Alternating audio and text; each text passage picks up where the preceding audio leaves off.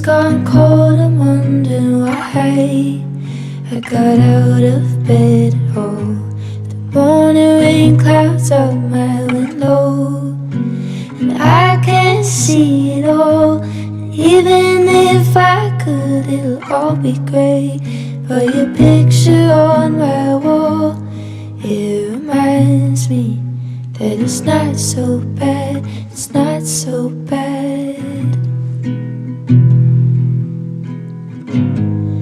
I drank too much last night, got bills to pay. My head just feels in pain. I miss the bus and they'll be hell today. I'm late for work again, and even if I'm there, they'll all imply that I might not last the day. And then you call me, and it's not so bad, it's not so bad. I want to thank you for giving me the best day of my life. And oh, just to be with you is having the best day of my life.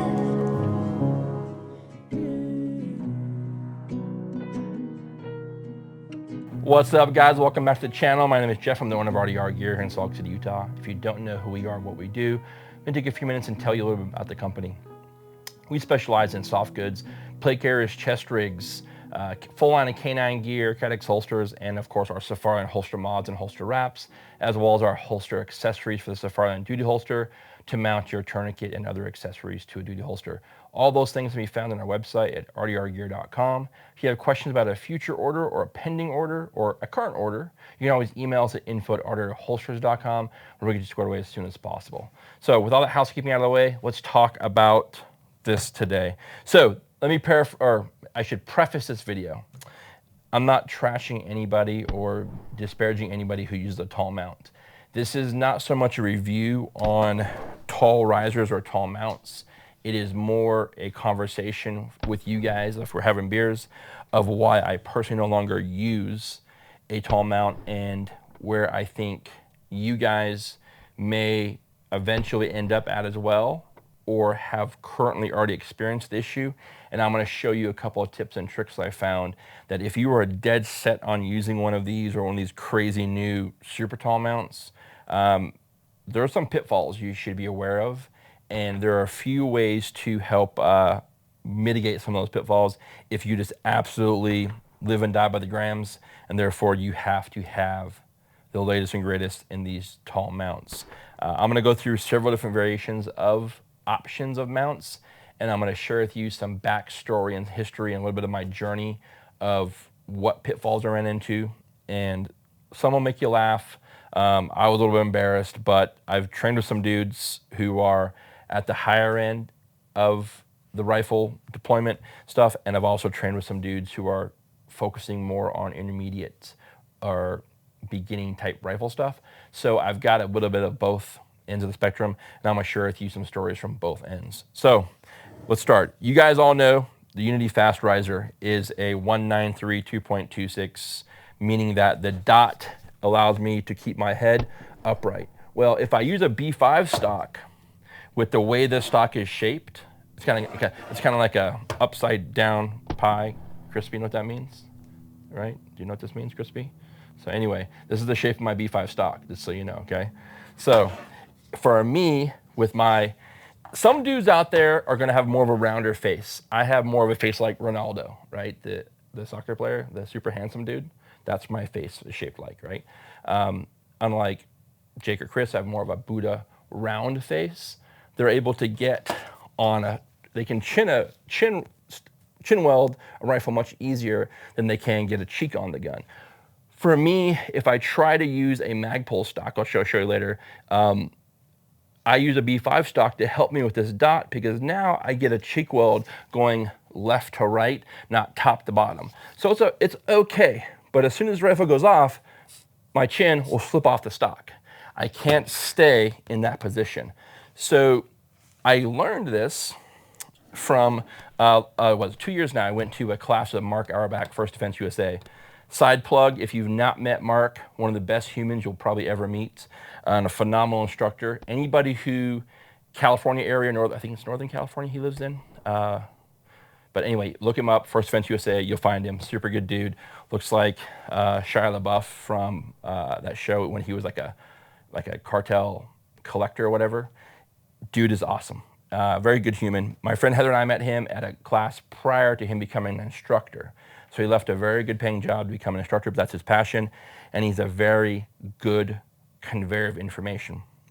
So I go down to Arizona, take this class with my friend Heather, and this is an intro, or I shouldn't even say an intermediate. It's more a beginning carbine refresher pistol rifle. There was a couple of Phoenix SWAT dudes that are customers that I happened to meet there, which is always awesome. I met Voltaire, another customer or follower of ours on social media. But long story short, we get out there, pistols no problem. Second day, it's carbine.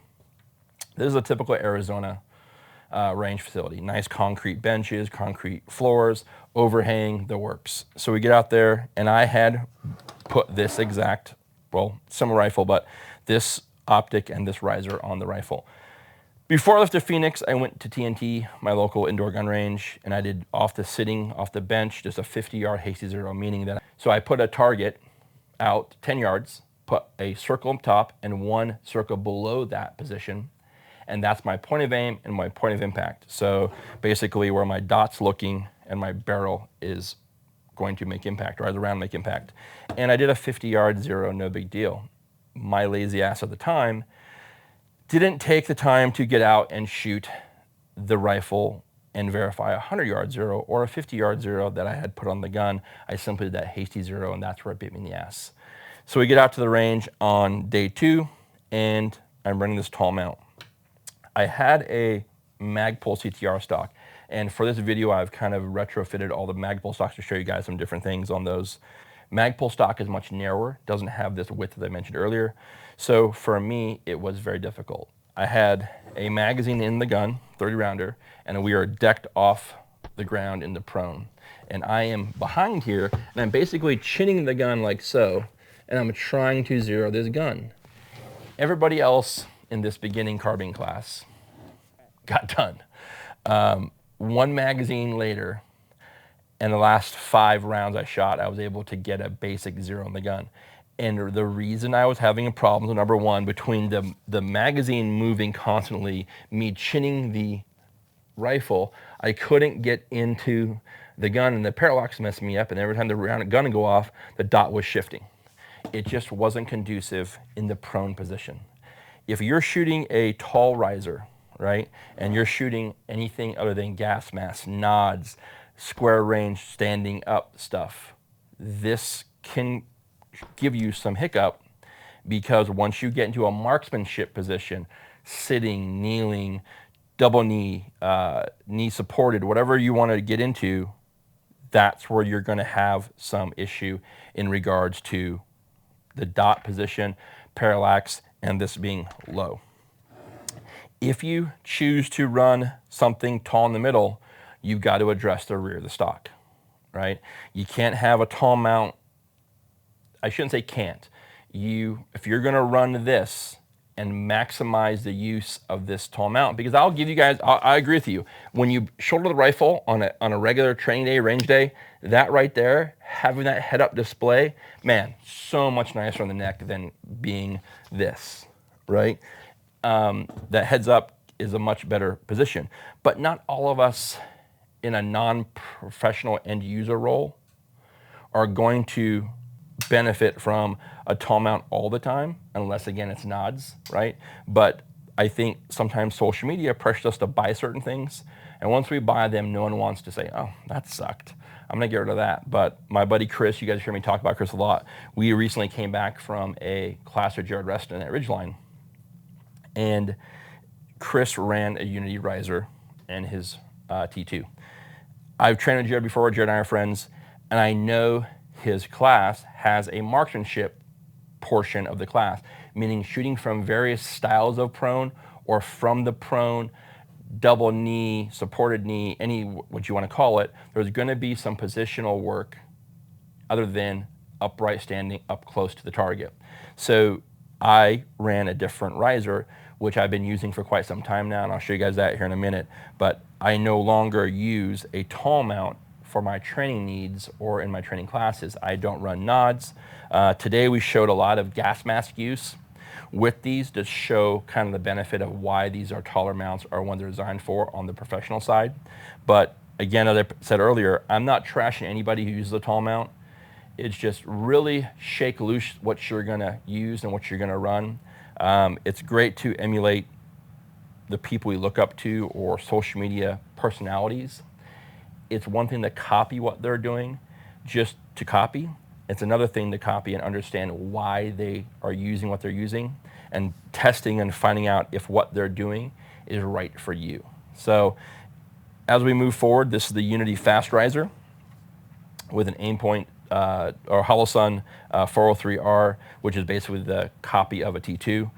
This is a good setup for anybody who wants to use it, nods, gas mask, whatever, but for everyday use and a all-around, all-positional work rifle.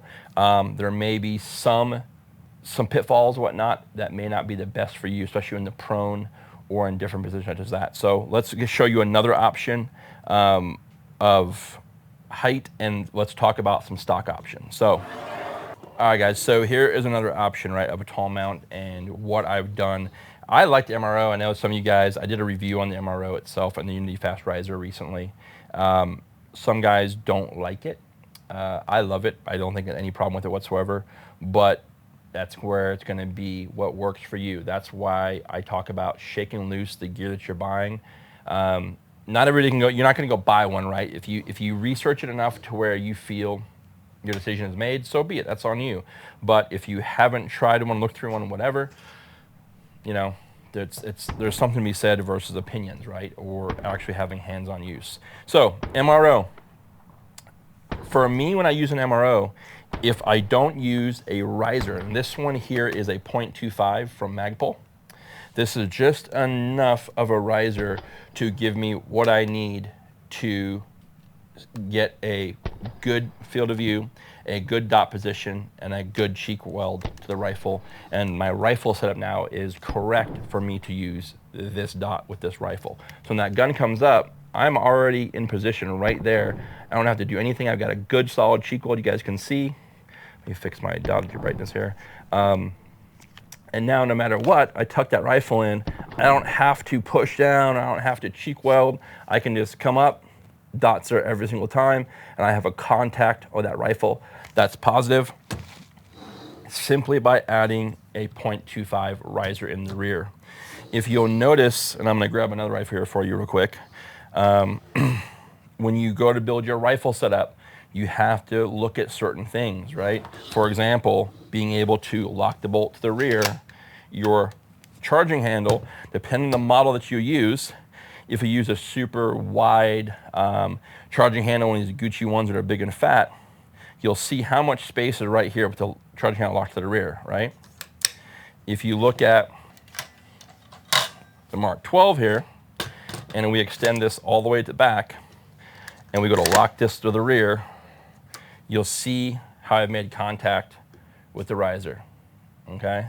If you notice between this one and this one, the overhang that's right here, I come in one click, I can still get there and not have to worry about the charging handle not locking all the way to the rear, right? That's something that I've learned by using certain risers, and over all the years of using different risers, I have one riser that I use all the time, and I'll show you guys that here in a minute. So that's the option there, right? So you have Magpul riser. This is a, excuse me, I'm sorry, I said 2.5, guys, I apologize. This is the .5, this is the 2.5. You can see a little bit of difference and a little bit of contours in the back here. You guys can see the different thicknesses, right? And they go all the way up to 2.5, or 0.5, 2.5, half, and 3/4, I believe it is.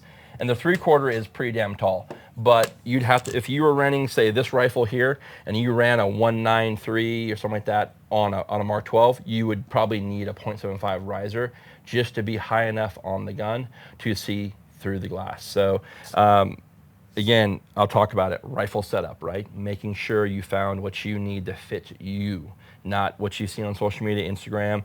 It's like a recipe. If you don't test what you're making and what you're putting together to see if it tastes good, same thing with the rifle. If you put a bunch of stuff on here and this doesn't fit right and you put them in a mixed matched order, again, it's just not going to fit your needs. So be sure you guys are testing what you're putting in the guns and making sure that you're not testing it the day at a class or the day before something. I've done that. I've been there.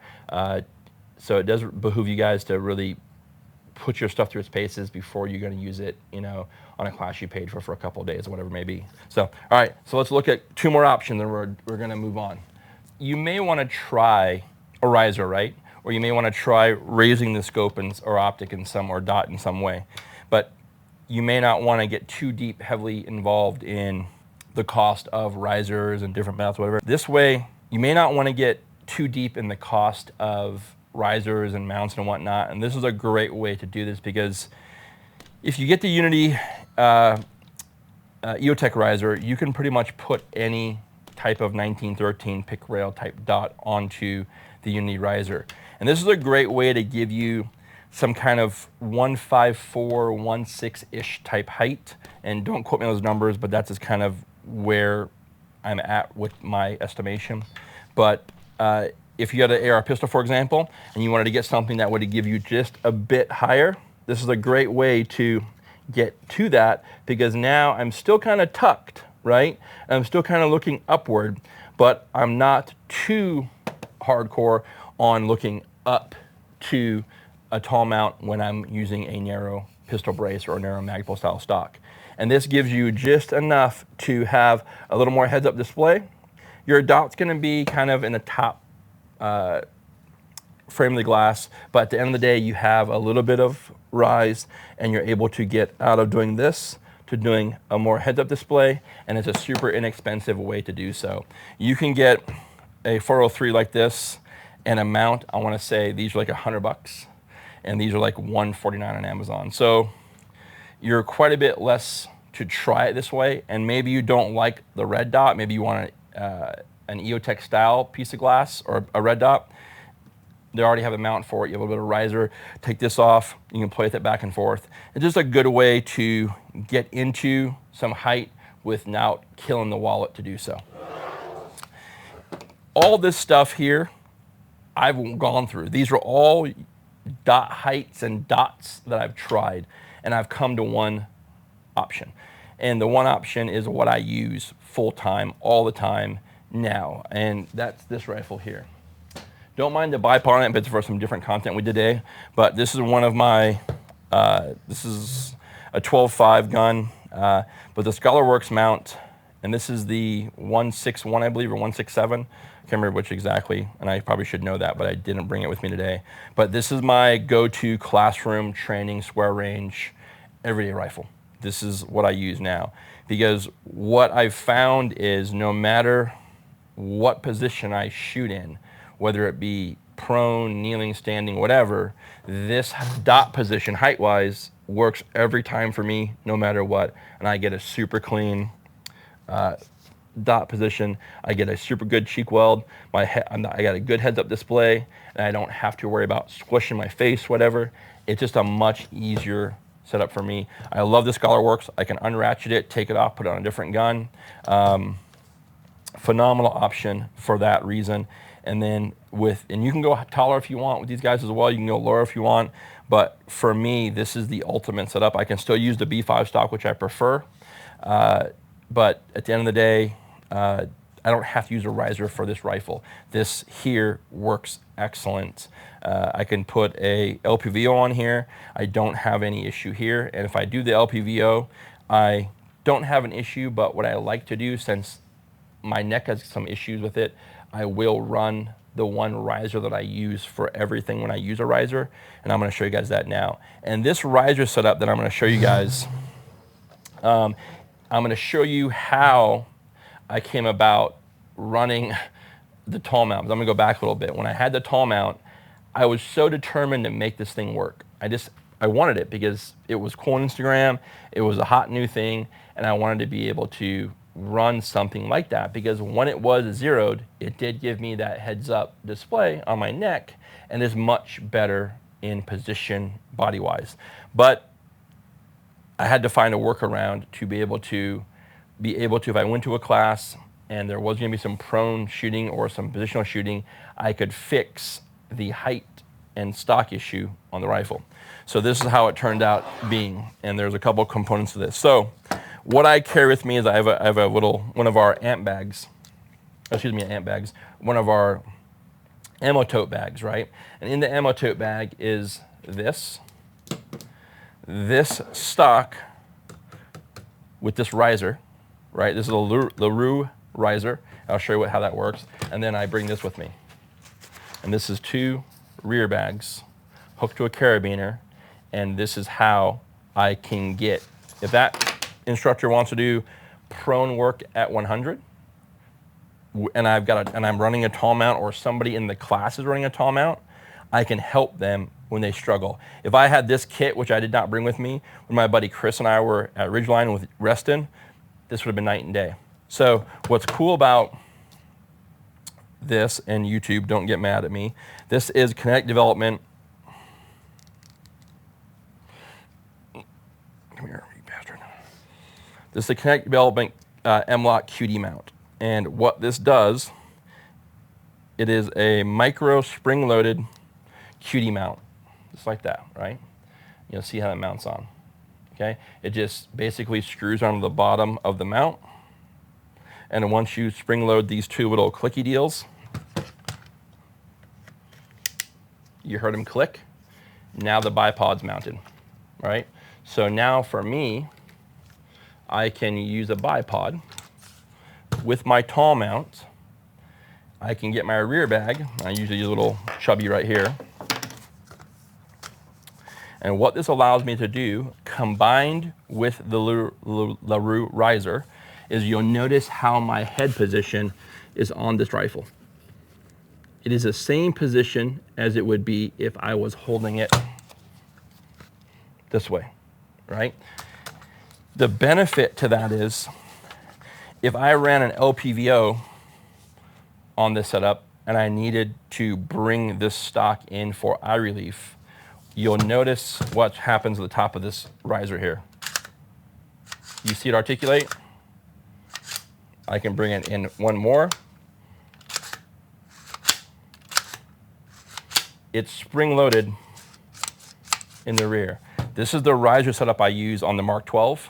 I use on anything LPVO, because now it allows me just to be comfortable on the rifle, right? And if I was in a prone position, I have all day to be here, and all I need this piece and this piece and this piece is to zero at 100, right? Or whatever case may be, because now I've got a good zero, I've got good cheek weld, everything I do is bang, bang, bang, I'm done. I can get rid of this, and all this is squeeze it and it comes off, put it back in my bag. If I want to run that riser, I can, but now this here helps me use this at all times. If I run this in a class, if I ever did again, I just would use I have multiples of these set up on stocks, and I just run them on that with this pairing. And again, that gives me ability to come up and get a cheek weld every time, fix my stock. So right there, I'm there every single time without having to, oh, I have to do this, I don't do anything. I literally, simple cheek weld, and I'm good to go. And I can use the tall mount in any position I want at any given time, closed in, extend it all the way, and then with that, I can lock it back, and I've cleared, because unlike Magpul risers, there's no extra tongue hanging over to where my charging handle may hit. So at any position I want, I can still lock the bolt to the rear. You can find these on LaRue's website. They are probably one of the best things ever. They are set up for the Magpul CTR stocks, but man, phenomenal piece of kit. It's inexpensive, but it's just a great way to be able to run a tall mount more comfortably, at any position with any type of optic you want, and you can kind of tinker with these and see if you needed to add more. I've had these in the past where I've added Kydex here, I've added leather, just double-sided sticky tape. You can do whatever kind of material you want. Super stupid simple DIY it yourself to give you just a little bit more if you needed it. But at the end of the day, for a Unity fast mount, I am dead the money. Every single time I bring that dot up, it's right there, it's perfect. So that's what I got for you guys on tall mounts, guys. This is a super stupid simple recipe. This is a little bit, you don't have to go to an Atlas either. You can go something as stupid as a Harris, right? You also don't have to have the quickie Kinetic Development mount. You can add a piece of pick rail to your rifle, leave it there forever. Doesn't hurt having one. You'll notice how on this one here, I have a piece of pick rail. This bipod is not on the red dot gun. It was just there on today's for some content. But I leave this piece of pick rail there all the time, simply because now if I swap something out in this rifle, it's bipod accessible at any given time. So this, you can use a simple Harris. Shoot, you could even probably use like one of the knockoff ones on Amazon. Again, you're simply using this componentry, these three pieces, to get a zero on the gun if you're gonna put different zeros. And again, you don't need it, you don't need it. This is just a trick, a hack to help you get a zero done. And this is all stuff you can use on other rifles. You can take it with you for that class or that range trip or whatever. But this is all stuff you can use on different rifles that can stay on those guns permanently, and you just pull it off to use it for this setup here. So thanks for watching, guys. As always, post 2-3 videos every week on gear that we use, gear manufacturer. And if you like the content, you made it this far, and you listen to me babble on this video especially, be sure to like, comment, engage with the content. That'll help your algorithm and your YouTube, on your personal YouTube side, show you more RDR content and more channels like us. You'll be able to see new videos we post as well, and also train your algorithm for your YouTube to show you more content you enjoy watching. Thanks for watching, guys. Take care. Be well.